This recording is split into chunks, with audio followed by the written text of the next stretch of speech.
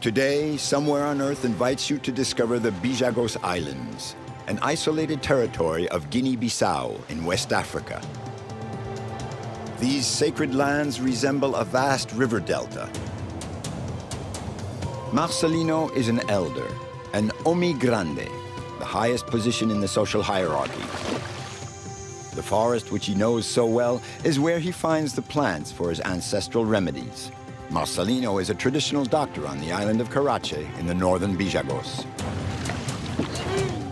The island of Orango in the far south is a World Biosphere Reserve and the country's first national park. This is where Pedro lives. He's the reporter of Okinka Pampa, Orango's small radio station, so he's always on the lookout for stories. On the island of Caravella, Quintino is about to undergo the most important phase of his life, the fanado, the highest initiation rite, which will open a mysterious, secret world to him. Over the centuries, the Bissagos have forged a very close relationship with nature. I don't know what's going to happen to me, if I'll be equal to the challenge and able to do what they want me to. That's why I'm anxious.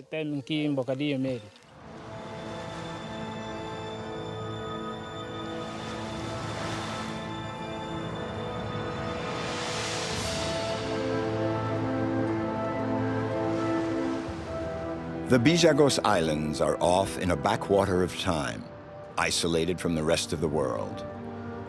Just a few miles from the mainland, they form a labyrinth of sandbanks and mangrove swamps. And they have the strongest tides in Africa. These islands are inhabited by spirits.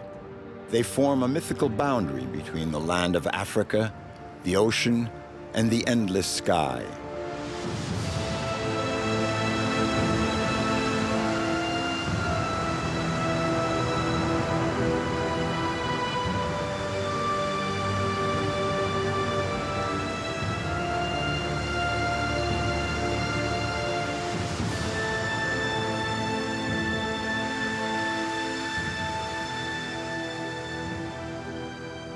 Islands tossed into the sea and forgotten in the vast Atlantic Ocean. There are 88 of them spread out over roughly 100 kilometers north to south. It is the only archipelago of Africa born from a river delta, formed thousands of years ago following a rise in the level of the seas. The early Portuguese navigators brought back tales of wild islands inhabited by indomitable warriors. The Bissagos people never submitted to the colonial authority.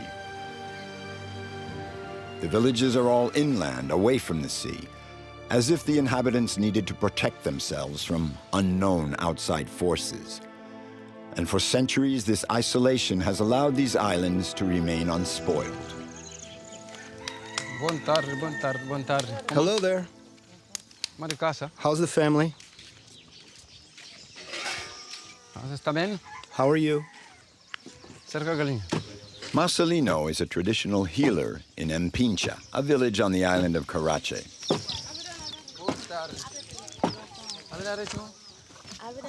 He learned the traditional medicine from his father and began to treat people in the northern islands with him.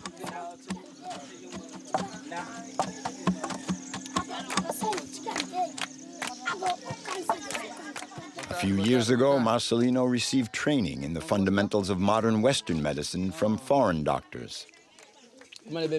So how's the baby? Bebê, bom dia, boa tarde, boa noite. Kuma. Yo. Wow.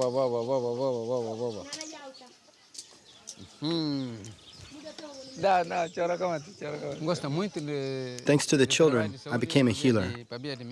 I've liked children ever since I was young. It's still the case. What I do for them.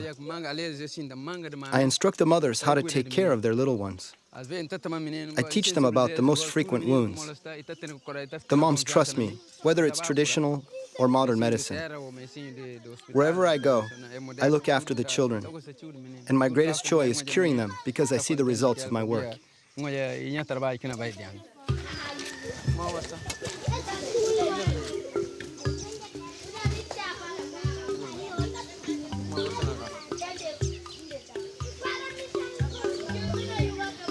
Bom dia, bom dia, bom dia, bom dia.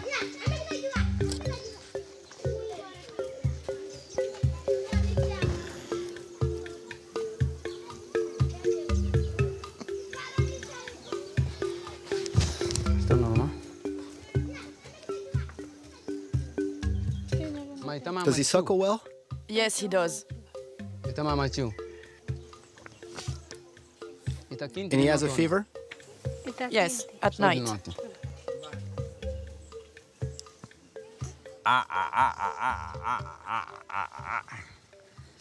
Oh, bebê. É bem tacata só fora. We're doing our best for the children to get a decent upbringing, so that they'll have a good head on their shoulders. This is what we're teaching them. When they're 7, they start to go out into the bush, to say hello to people, to know their manners. The children here learn by example. You learn by watching grown-ups. If I ever see children doing something wrong, I stop and scold them.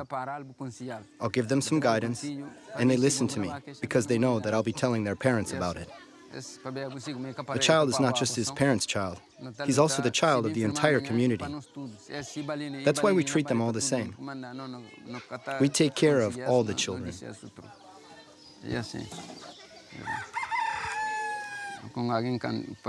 When I see a newborn baby, it just fills my heart with joy.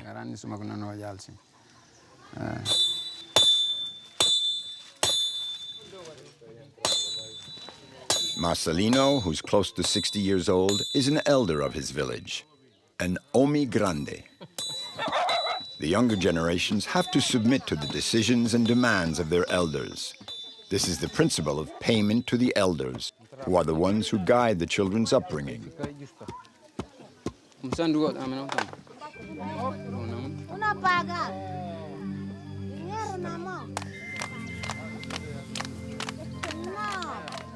There are not many schools here, and very few clinics. More often than not, Marcelino has to turn to Mother Nature to treat his patients, to save lives.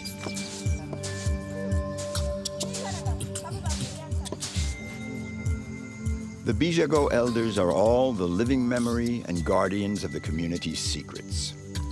In order to keep the traditions alive, Marcelino passes on his knowledge to the younger generation.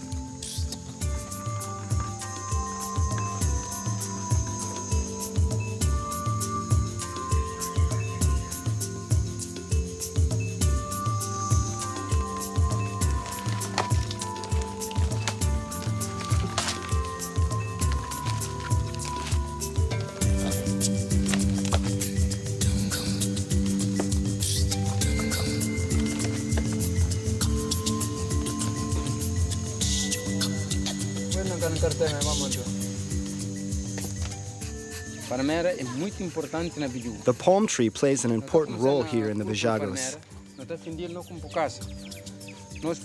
We use the trunk to build our houses. We make palm wine with the sap. When the nuts ripen, we can make oil. We use the fronds to make string. These are the palm fronds we use to make brooms. And the ropes we use to climb the palm trees. We also make soap from the blossom. Every part of the tree is good. We can use everything in the palm tree.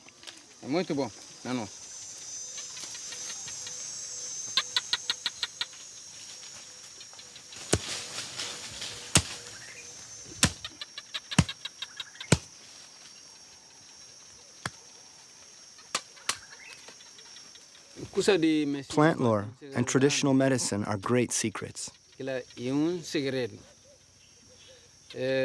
forest is like a pharmaceutical factory. If you're not a doctor, you're not allowed to learn the secret formulas. We don't transmit the mysteries of the plants to outsiders. If you don't live here on this land, we'll never show you anything.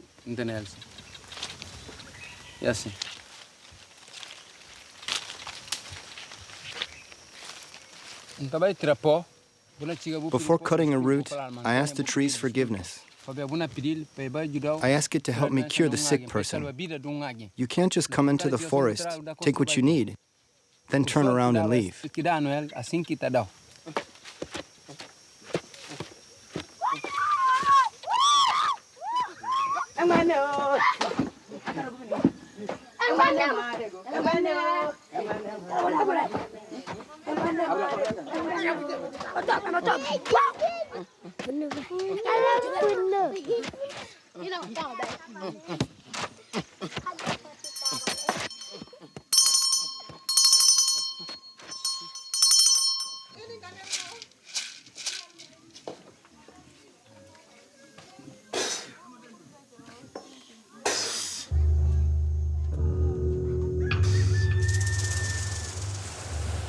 Marcelino has to take care of a child on a nearby island.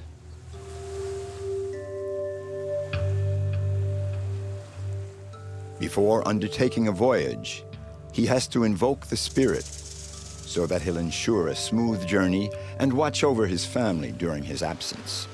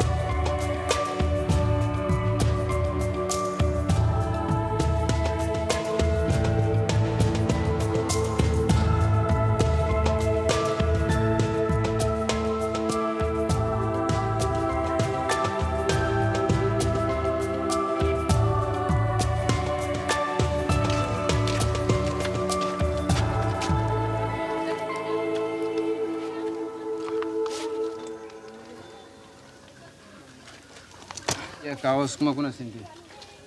Kuna asinti minjo? No. Ina ngo do na menengo. Businti ustai minjo. Kaos kuna njenya yanda mogadi. Yung meneno He got hurt playing. They brought him to me 4 days ago. So I took care of him, and now I'm seeing him again. He tells me he's feeling better. This is what I use to treat him. It looks like he's doing better.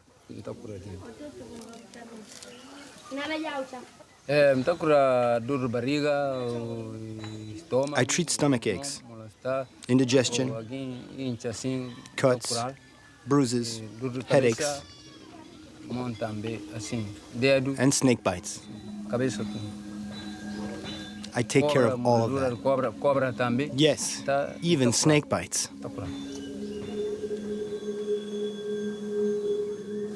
Nature jealously guards her secrets.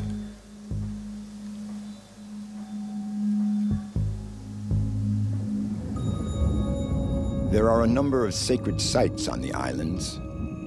They are the realm of Iran, the spirit of the islands. Tradition is the bond that ensures the social cohesions of the Bissagos people, and only they hold the key to it.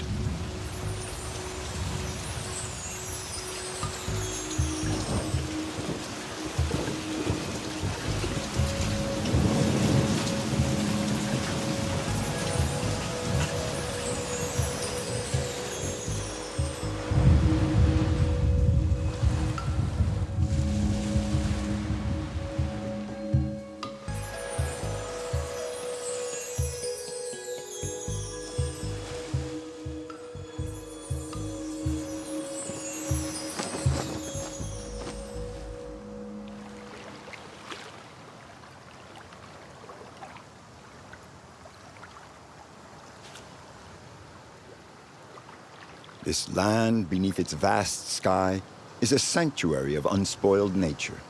Marcelino is wise in his people's lore. The Bissagos draw their force and energy from the natural elements all around them.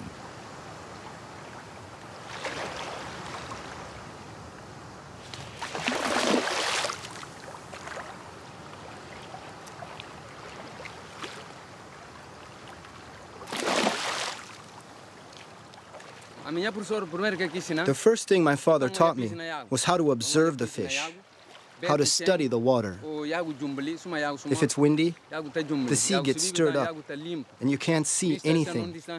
But if the water is clear, you can see the fish a few meters in front of you. If you can't reach the fish with your net, you have to approach like this. You stalk them. It's a very long apprenticeship.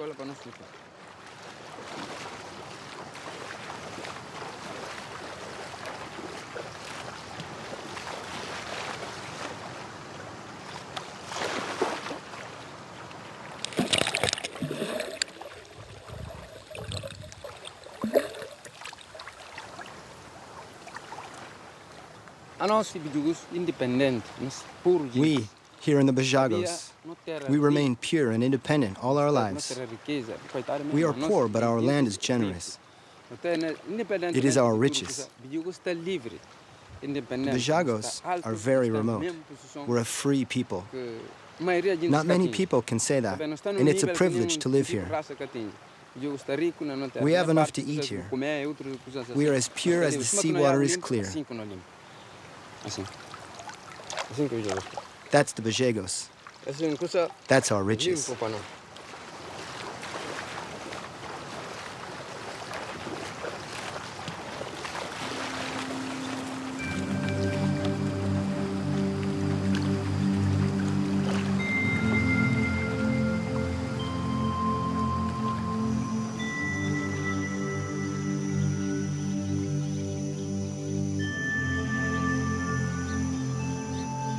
This is an old tree, and me, I am an old man. The tree and I, two wise old men. It's the biggest tree of the Bissagos, and I'm one of the oldest men around here. Yes, that's how it is.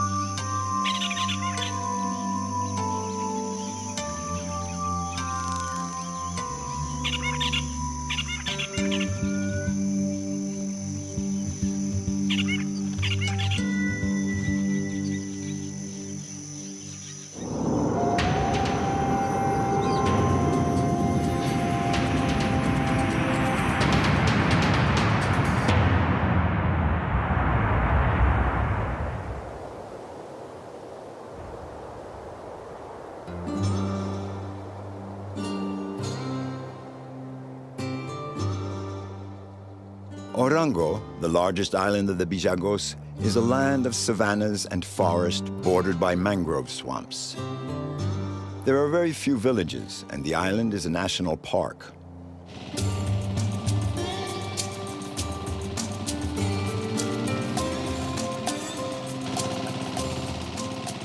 Everyone on Orango knows Pedro, a generous man always ready to help out the community with his two-wheel tractor.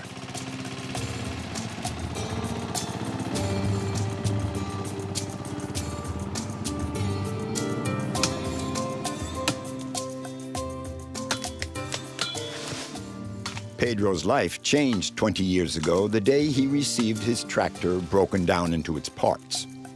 His brother, who had emigrated to Portugal, managed to dig up this great bargain for him.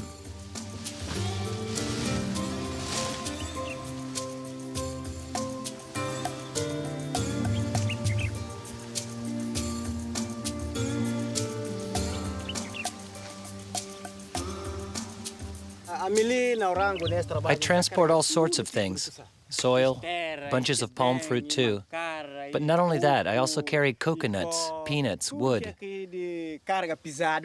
anything that's heavy.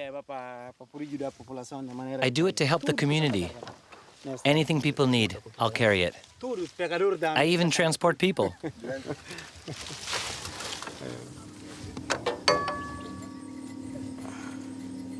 It's really kind of a museum piece. I have to start it with a rope.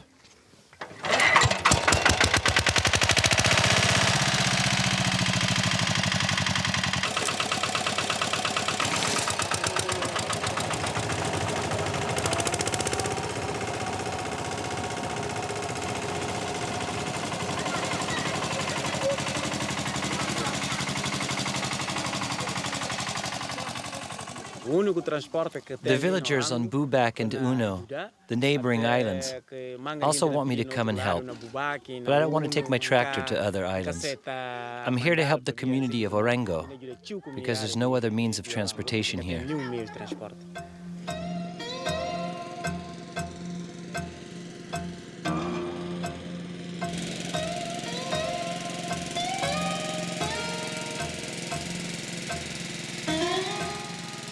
I like helping people because I think you should help your neighbor. And as I have the means, I do it. It's good to help people in need because you have to think ahead. Someday, I could be the one who needs help.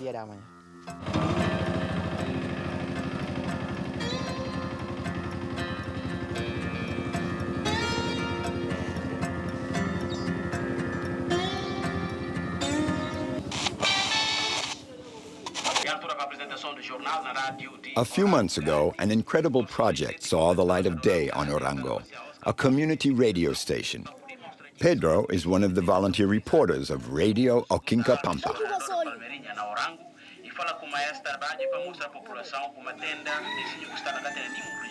Nós põe ponto final na apresentação de No Notícia. Muito boa noite. Fica sintonizado conosco. Notícia não volta à antena amanhã, a hora que está 10 horas. Boa noite, tchau, tchau. Junta conosco. A Rádio Okinka Pampa.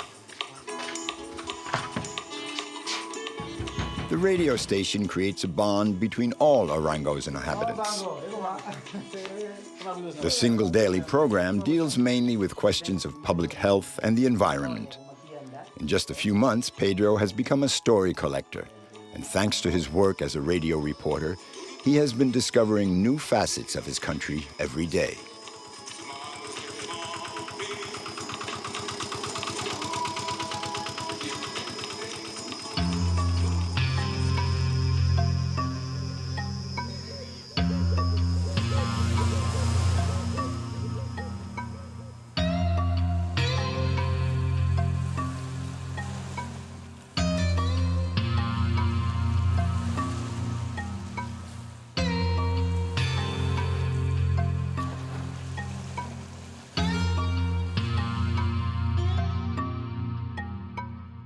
Orango is a labyrinth of mangrove swamps and bolongs, vast sea inlets where salt and fresh water mix.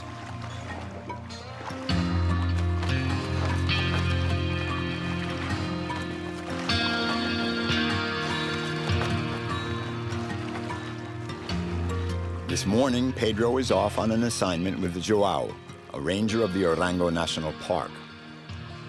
They're headed for the southern tip of the island to a marshy zone very difficult to reach. There, they hope to find the emblematic animal thanks to which the Bissagos was declared a World Biosphere Reserve.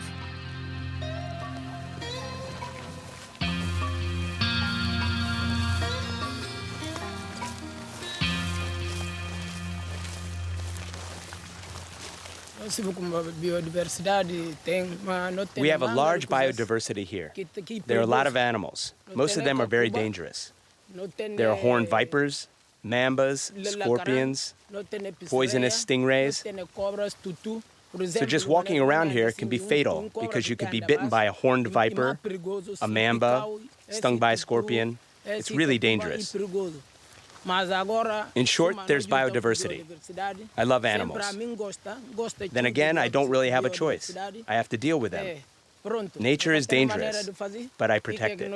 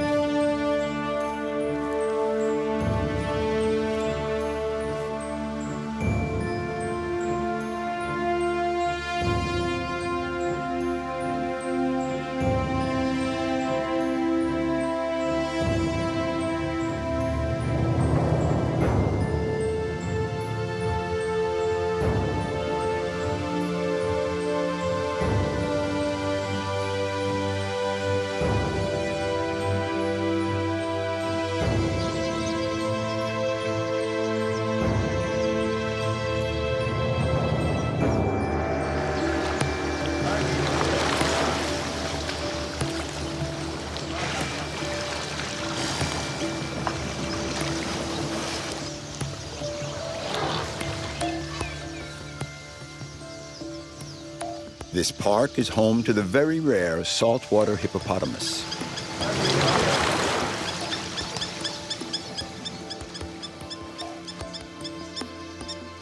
Over thousands of years, the river delta has become an archipelago, and these hippopotamus have gradually adapted and become acclimated to seawater, where they take refuge when the freshwater lagoons dry up. Do you know how many hippos there are in the national park? It's hard to say exactly. Some are still in the mangrove swamps. Others head for the rivers of Aringozino. But in the lagoon, here, there's probably around 40 at most. And tell me, Joao, how can you tell the difference between the male and the female? It's easy to tell. The male is always bigger. His head is bigger, and his maw is longer. And he has a hump on his back. The female has a flat back.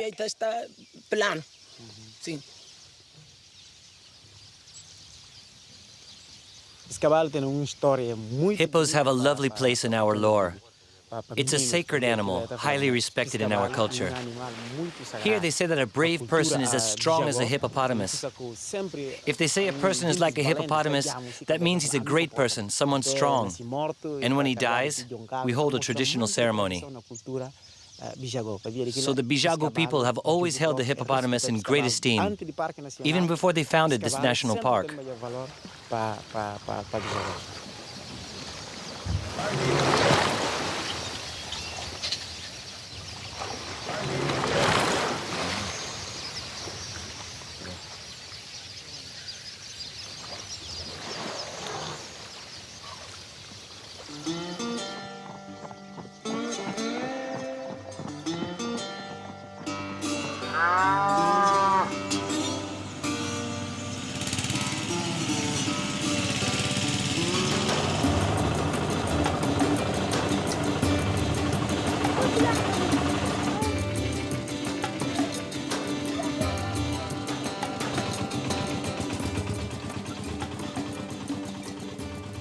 This morning, the little port of Arango is bustling with activity.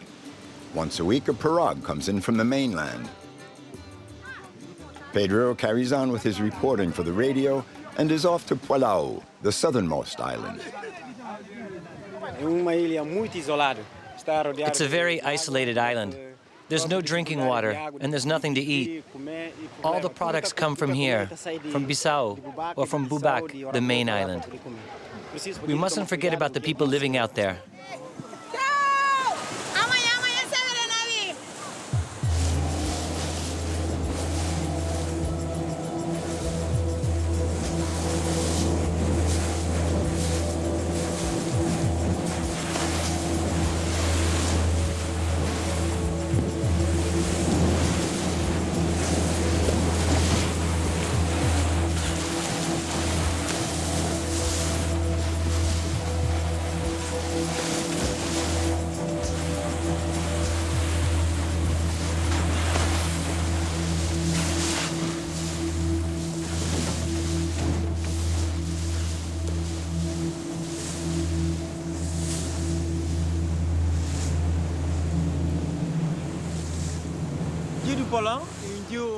Pualao is a sacred island. The Bissago people discovered it a long time ago. It's quite sacred for all of us. It's a magnificent island, and we protect it.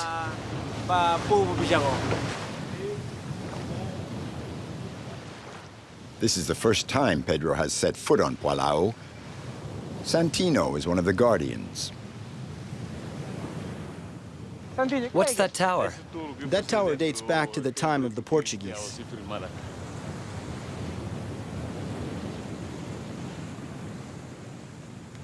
On the tip of the island, there are a few rusty remains from the time when Pualao was an important sea mark for navigators. For a long time, Pualao marked the sea route of the Portuguese colonial forces. It is the furthest point south of the archipelago. Lapped by the waves of the Atlantic Ocean, it is the last land before Brazil.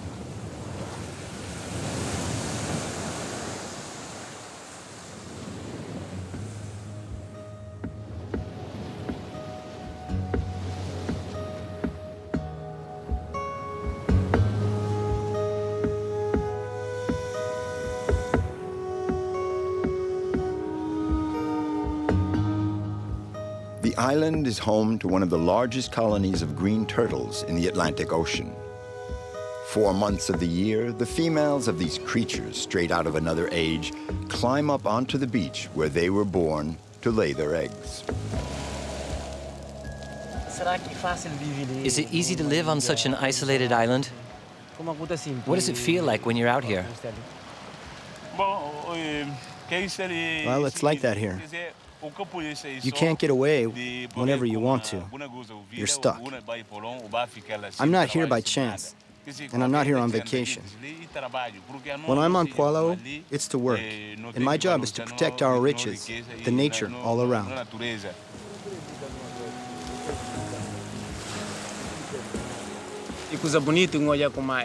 The rangers on Pualao do good work, and not only for Guinea-Bissau, it's useful for the entire world. I know that there are endangered species, and it's important that Guinea-Bissau begins to think about protecting its resources and wild animals.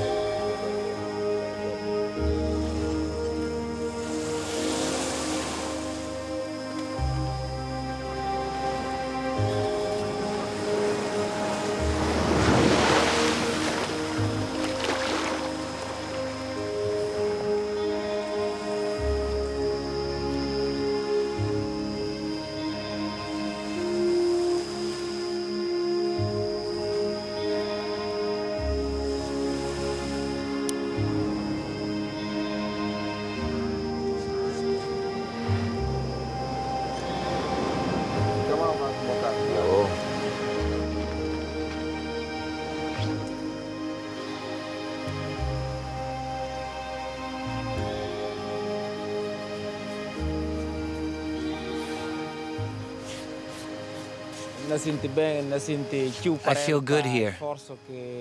I would like to be able to help this turtle. When I see the effort she has to put out to get back to the sea, it's incredible. It's tiring for her. If I could, I would carry her right to the water. It's so hard for her to get back to the sea.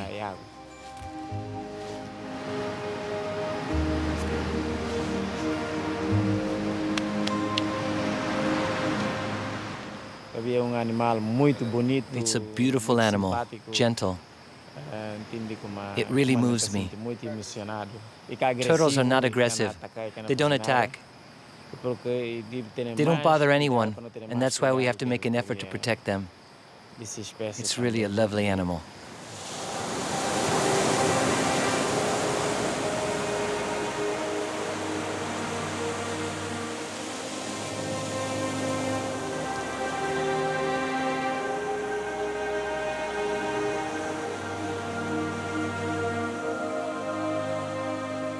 The deserted beach still bears the mysterious tracks of the fascinating life cycle of sea turtles. At dawn, Pedro is witness to the fragile equilibrium of this wild land imbued with the spirit of the Bissagos.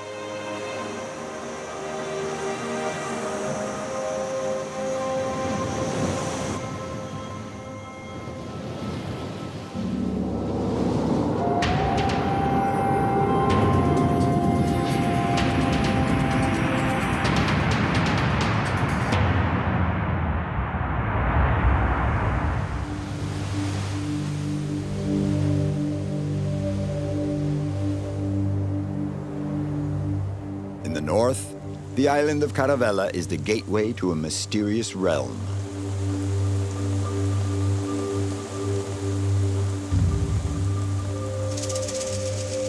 Quintino is a cabaro. In the traditional society, it's the free and carefree age.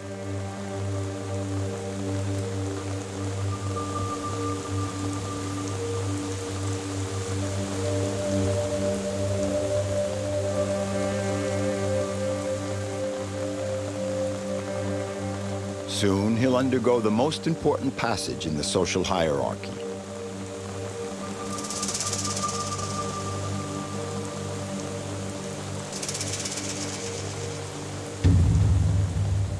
Quintino, 30 years old now, has reached the age of maturity. He's preparing for the final initiation ceremony, the fanado. This ritual takes place in the forest. Based on suffering, endurance, and deprivation, this much-feared ordeal lasts several months. Once he has passed the fanado, Quintino will be a kamabi, a respected man capable of helping the community and protecting his family. Quintino has 4 children. Soon, he'll have to leave them for several months' exile in the sacred forest. The fanado is a long voyage on the path blazed by the spirits.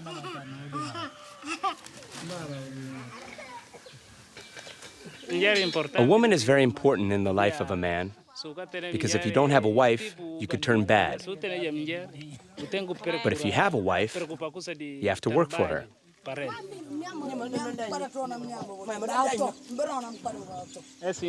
This is my wife, Safi. We've been married a long time. I love her very much. I work for her. I go fishing. I go into the forest. I work in the fields. Sometimes I go off for longer periods in order to feed my children. And I bring home what we need. We both love each other very much. We get along well. And when I go off for 2 or 3 weeks, I miss her. And she misses me. We're sad, and that's why we enjoy spending time together like today.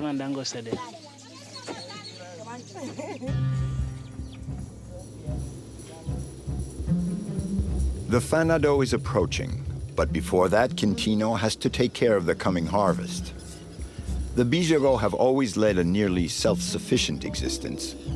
Very few products come over from the mainland. Each family has its own rice field, and there's only one rice harvest per year after the rainy season.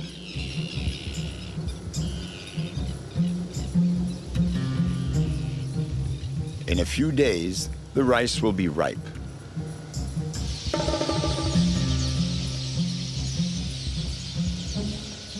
It's a very tricky moment for Quintino. He could lose his whole crop if he doesn't keep a close watch over his field. For the palm trees are full of weaver birds just waiting to swoop down for a feast.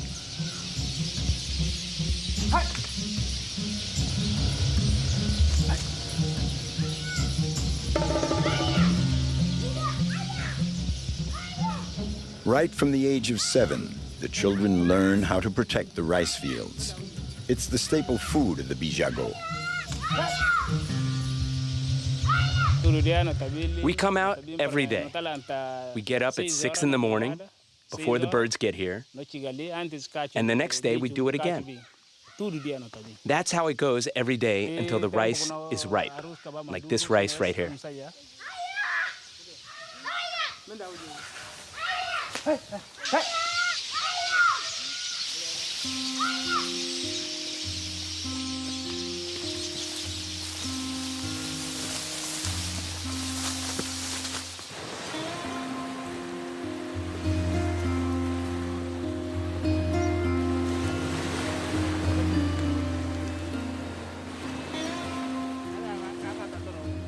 The Bissagos people are not seafarers, but this has not always been the case.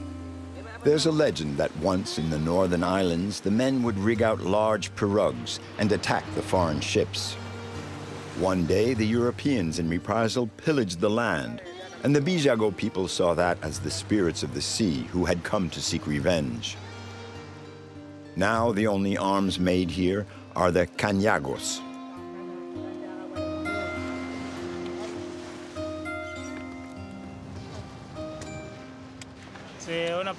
We make the cañago with materials we find out in nature.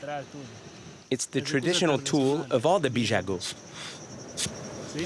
We make it with what we get from the forest, like this rope. The elders show us how to make a cañago. It's the first thing they teach you when you're little. It's indispensable for catching fish for food. So when you know how to use the kanyago, you become an independent person. You have what you need to work. You can have your own house and all that. It's a gift of nature.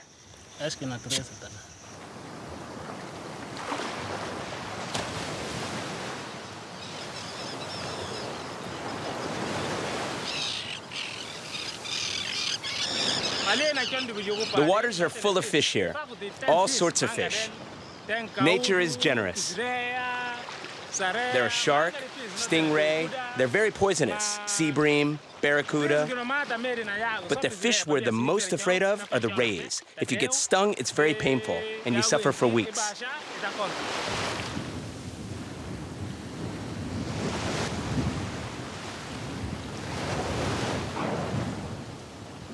Enormous clouds drift over the Atlantic. They come from a spot much feared by seafarers, the horse latitudes, where storms and hurricanes are born. It's still the rainy season, the time of silvery seas and leaden skies. A tornado can arise in just a few seconds.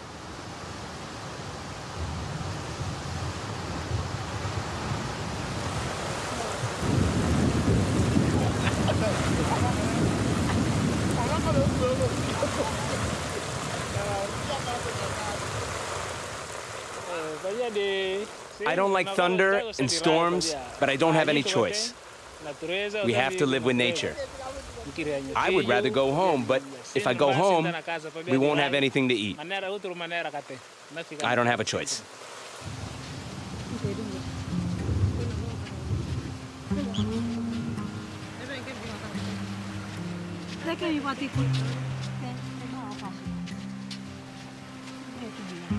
In this part of the world, the heat rises up out of the earth like an invisible wave. A storm always brings a bit of coolness. It's a good time to head for the beach.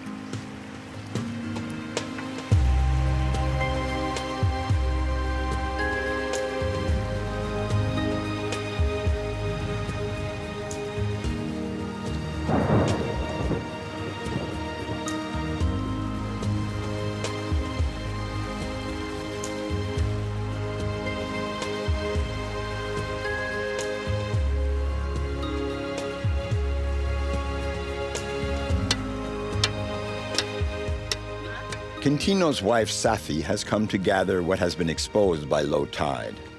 The women are just as active in the quest for food as the men. I grew up observing my elders. Now with Quintino, we have our own children. And I can't let them go hungry and cry. We grow rice, and when there's not enough, I go fishing. I know that in other parts of the world, people have an easier life, but I'm happy with the life I lead. It allows me to take care of my children and bring them up to adulthood.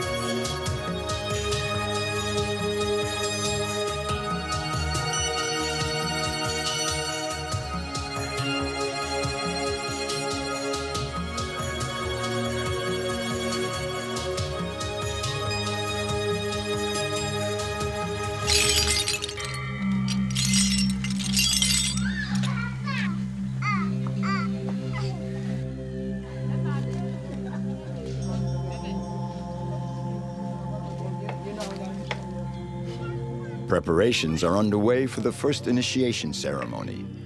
The village elders have chosen the date and duration of Quintino's fanado. It will last 3 months.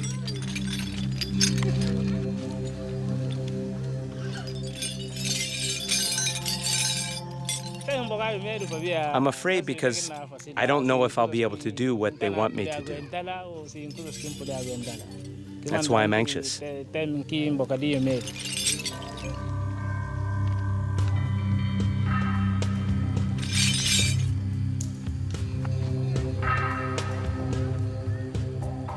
Today, Quintino is wearing the fetishes of his father, Francisco, chief of the village of Anipuc.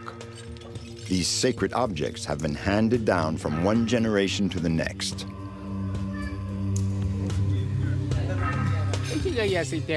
His time has come. Right from his early childhood, he has been passing the different stages of initiation. This is the last rite of passage. That's why I gave him this costume. He's on the path of the fanado. It's a natural event that all our ancestors have been through. We've all been through it.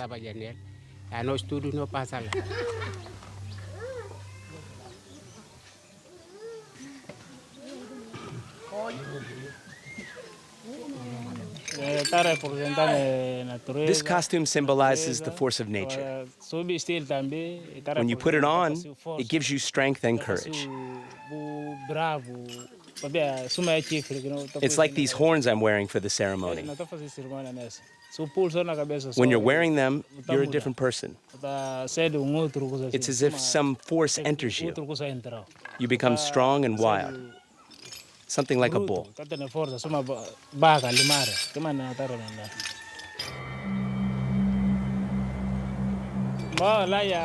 Now I'm ready. I'll be going into the fanado house. It's forbidden to talk about what goes on inside. It's really secret. Only the initiates know what takes place there. Even I don't know yet.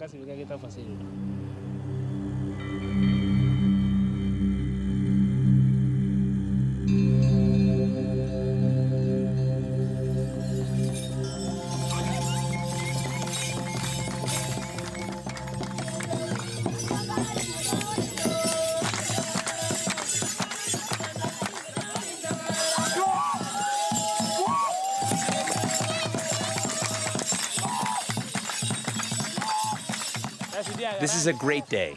I'm fulfilling our tradition, and on account of that, I'm respected. The elders, the women, everyone respects us when we are wearing the costume. It's sacred.